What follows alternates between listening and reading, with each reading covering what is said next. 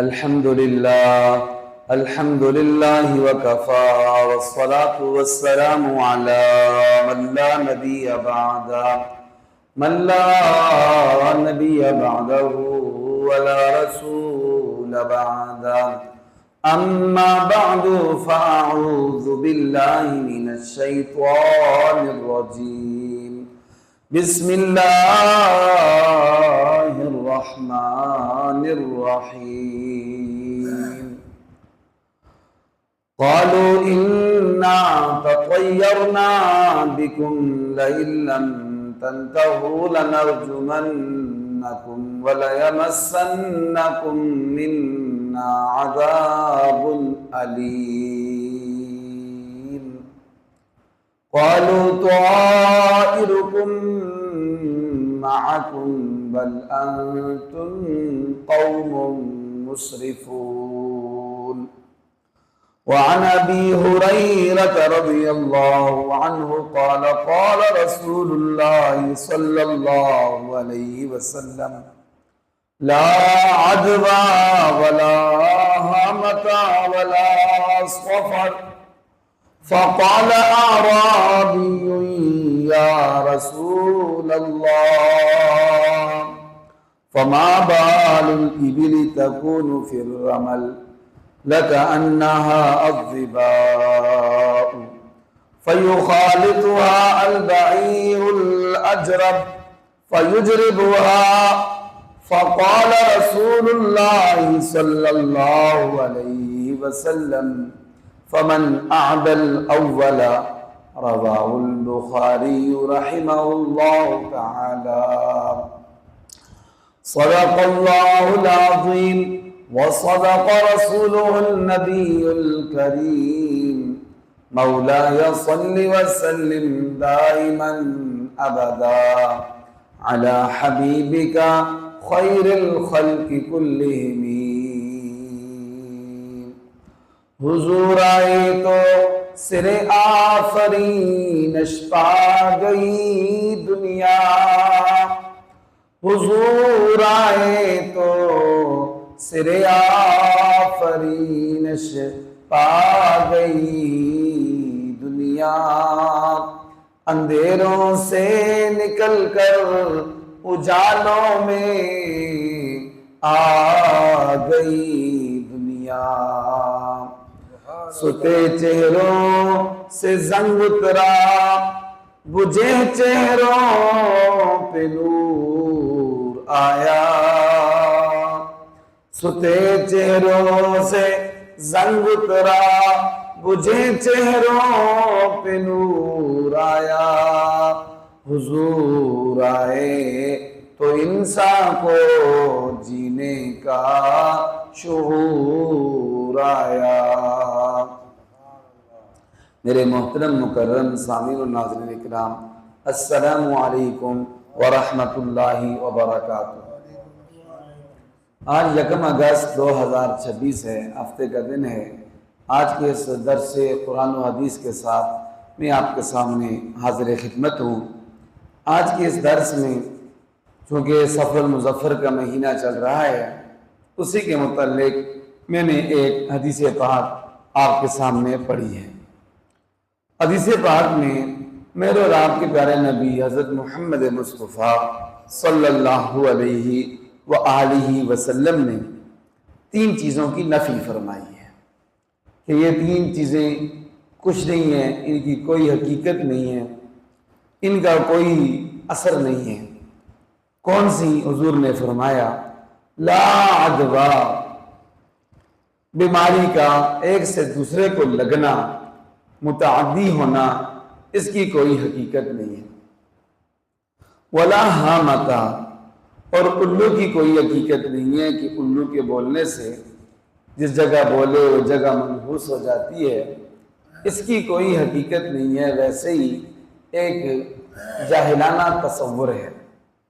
ولا سفر، اور سفر کے مہینے کے منحوس ہونے کی، یا دوسرا مطلب انسان کے پیٹ میں ایک کیڑا ہے، جب بھوک لگے تو اس کو کاٹتا ہے اور انسان سے فوت ہو جاتا ہے، یہ بھی اس کی بھی کوئی حقیقت نہیں یہ بھی ایک جاہلانہ تصور ہے، اور سفر کے مہینے کو آگے پیچھے کرنا اس کی بھی کوئی حقیقت نہیں ہے۔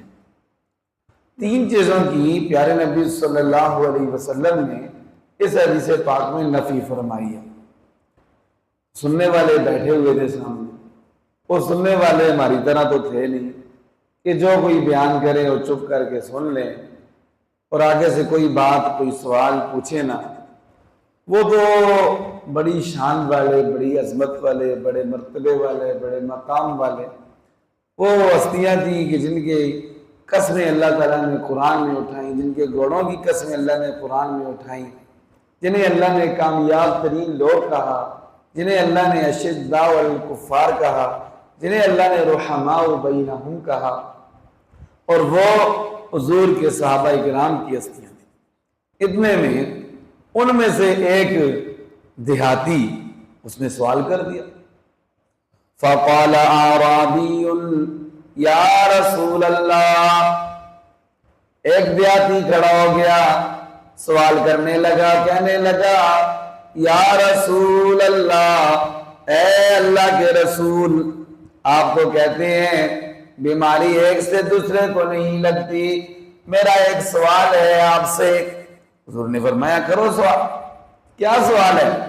کہنے لگا سوال یہ ہے کہ اے اللہ کے پاک نبی، فما بال الابل تکون فی الرمل لکأنہا الضباء، میرا سوال یہ ہے کہ صحرا میں ہرن کی مانند چست و چلاک، صاف ستھرے، صحت مند اونٹ وہ چر رہے ہوتے ہیں، گھوم پھر رہے ہوتے ہیں، دوڑ رہے ہوتے ہیں، صحت مند ہیں بالکل، لیکن پھر کیا ہوتا ہے؟ پھر یہ ہوتا ہے کہ فَيُخَالِطُهَا الْبَعِيرُ الْأَجْرَبُ، ان میں آ کے گھس جاتا ہے، ان میں آ کر خلط ملط ہو جاتا ہے، ان میں آ کے مکس ہو جاتا ہے، ان میں آ کر مل جاتا ہے البعیر الاجرب، خارشی اونٹ۔ کون سا اونٹ؟ خارشی اونٹ۔ ان صحت مند تندرست صحت مند اونٹوں میں آ کر مل جاتا ہے، پھر کیا کرتا ہے؟ فَيُجْرِبُهَا، باقی سب کو بھی خارش لگا دیتا ہے، باقی سب کو بھی خارش کی بیماری لگا دیتا ہے۔ آپ تو یہ فرماتے ہیں کہ لا عدویٰ، بیماری ایک سے دوسرے کو نہیں لگتی۔ یہ تو ہمارا مشاہدہ ہے کہ خارشی اونٹ جب صحیح اونٹوں میں آ کے مل جاتا ہے تو باقیوں کو بھی خارش لگ جاتی ہے۔ اس نے سوال کر دیا، سوال کرنا اس کا حق تھا، سوال کیا، سوال بھی کس سے کیا؟ اللہ کے پاک نبی حضرت محمد مصطفیٰ احمد مجتبی شرف کائنات محمد عربی صلی اللہ علیہ وآلہ وسلم سے۔ تو حضور تو بڑے دل والے تھے، نرم اخلاق والے تھے اور اچھے اخلاق والے تھے۔ یہ نہیں ہے کہ سوال کرنے والے کو ڈانٹ، تم نے سوال کیوں کر دیا؟ ہوتے ہیں نا بعض لوگ سوال کرنے والے ڈانٹ دیتے ہیں، جی آپ نے کیوں سوال کر دیا؟ سوال کیا ہے فَاسْأَلُوا أَهْلَ الذِّكْرِ إِن كُنتُمْ لَا تَعْلَمُونَ، اللہ فرماتے ہیں قرآن پاک میں اگر تمہیں پتہ نہ ہو تو اہل ذکر سے، اہل اللہ سے، اہل علم سے پوچھ لیا کرو۔ حضور کا فرمان ہے السؤال نصف العلم، سوال آدھا علم ہے۔ سوال کیا اس نے تو پھر آمنہ کے لال حضرت محمد مصطفیٰ صلی اللہ علیہ وسلم نے جواب بھی بہت خوب عطا فرمایا۔ حضور نے فرمایا اے میرے پیارے، اے میرے دیہاتی، اے میرے صحابی، آپ نے سوال کر دیا، جواب سنو۔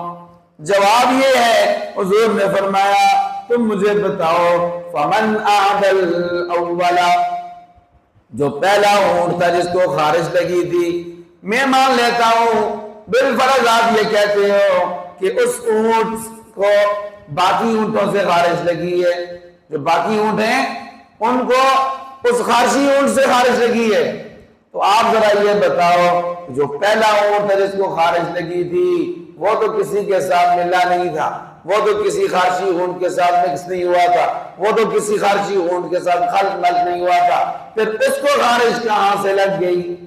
اس کو خارش کہاں سے لگ گئی؟ جب اللہ کے پاک نبی صلی اللہ علیہ وسلم نے اس دیہاتی سے پوچھا، اس کے پاس کوئی جواب نہیں تھا، اس کے پاس کوئی جواب نہیں تھا۔ حضور نے یہ سمجھا دیا میرے پیارے، جس طرح اس پہلے اونٹ کو خارش اللہ کے حکم سے لگی تھی، اسی طرح جو باقیوں کو بھی خارش لگی ہے وہ بھی اللہ کے حکم سے لگی ہے۔ کسی حکم سے لگی ہے؟ حقیقت میں حقیقی سبب، حقیقی علت، حقیقت میں بیماری لگانے والی ذات اس کو، ان سب اونٹوں کو صرف اللہ کی ذات ہے۔ صرف کسی ذات ہے؟ اللہ تعالیٰ کی ذات ہے۔ ہاں ظاہری سبب کچھ بھی بن سکتا ہے، اس کا کوئی وہ نہیں ہے۔ اصل میں حقیقت میں بیماری کس کے حکم سے لگتی ہے؟ اللہ کے حکم سے لگتی ہے۔ میرے محترم سامعین، ہمیں بھی یہ اپنا عقیدہ بنا لینا چاہیے، اپنا نظریہ بنا لینا چاہیے۔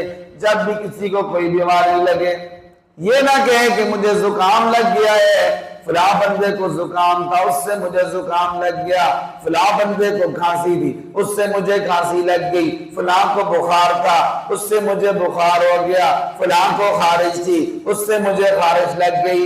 یہ نہ کہے، کیوں؟ اس میں وہ دوسرے کو حقیر سمجھ رہا ہے۔ ایسے نہ کہے، یہ کہے کہ جس طرح اس کو بیماری اللہ کے حکم سے لگی تھی، زکام اللہ کے حکم سے لگا، خارش اللہ کے حکم سے لگی، بخار اللہ کے حکم سے ہوا، کوئی بھی بیماری جس کو ہوئی اللہ کے حکم سے ہوئی۔ مجھے بھی جو بیماری ہوئی ہے، چاہے زکام لگا ہے، چاہے کھانسی ہوئی ہے، چاہے خارش کی بیماری لگی ہے، کوئی بھی بیماری لگی ہے، مجھے بھی اللہ کے حکم سے لگی ہے۔ کس کے حکم سے لگی ہے؟ اللہ کے حکم سے لگی ہے۔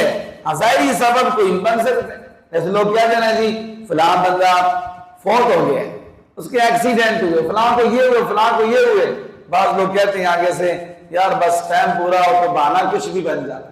یہ بات بالکل ٹھیک ہے، اس کا وقت پورا تھا اللہ کے حکم سے، اس کا موت کا ٹائم پورا تھا، بہانہ کچھ بھی بن گیا۔ بیماری اللہ کے حکم سے لگی، بہانہ اس کا کچھ بھی بن سکتا ہے۔ جب بیمار وہ کرتا ہے، بیمار کون کرتا ہے؟ اللہ کے حکم سے بندہ بیمار ہوتا ہے تو شفا دینے والی بھی ذات وہی اللہ ہے۔ وَإِذَا مَرِضْتُ فَهُوَ يَشْفِينِ۔ حضرت ابراہیم علیہ السلام نے فرمایا، جب میں بیمار ہوتا ہوں وہی اللہ تعالیٰ مجھے شفا بھی عطا فرماتے ہیں۔ جب اللہ کے حکم سے بیمار ہو جائیں پھر اللہ سے دعا مانگیں، اللہ بیماری بھی آپ کے حکم سے لگی ہے، میں آپ سے دعا مانگتا ہوں مجھے شفا بھی آپ عطا فرمائیں، تو انشاءاللہ اللہ تعالیٰ اس کو شفا بھی عطا فرمائیں گے۔ اللہ تعالیٰ سے دعا ہے اللہ ہمیں اپنا عقیدہ نظریہ قرآن و سنت کے مطابق بنانے کی توفیق عطا فرمائے، اور یہ جو جاہلانہ تصور ہیں، خیالات ہیں، وہم ہیں، عوام پرستی ہے، اللہ تعالیٰ ہمیں اس سے نجات نصیب فرمائے۔ یہ خام خواہ کی ٹینشن ہے۔ اللہ آخر دعوانا ان الحمدللہ رب العالمین۔ ربنا تقبل منا انک انت السمیع العلیم وتب علینا یا مولانا انک انت التواب الرحیم۔ مولا ہماری حاضری قبول فرما، نماز اور درس قبول فرما، کمی کوتاہی معاف فرما، ہدایت کا سبب اور ذریعہ بنا، عمل کی توفیق عطا فرما، دوسروں تک پہنچانے کی توفیق عطا فرما۔ جتنے بھی ایمان والے فوت ہوئے ہیں خاص کر ہمارے والدین میں ان کی بخشش فرما، جو بیمار ہیں ان شفا عطا فرما، جو مظلوم ہیں ان کو ظلم سے نجات نصیب فرما، فلسطین کے مسلمانوں کی مدد و نصرت فرما، کشمیر کے مسلمانوں کی مدد و نصرت فرما۔ آزاد کشمیر میں جو حالات خراب ہیں یا اللہ حکومت کو ان کو بہتر کرنے کی اور ان لوگوں کے ساتھ مذاکرات کرنے کی، ان کے مطالبات ماننے کی توفیق عطا فرما، طاقت کے استعمال سے یا اللہ حفاظت فرما۔ وصلی اللہ تعالی علی خیر خلقہ محمد وعلی آلہ واصحابہ اجمعین برحمتک یا ارحم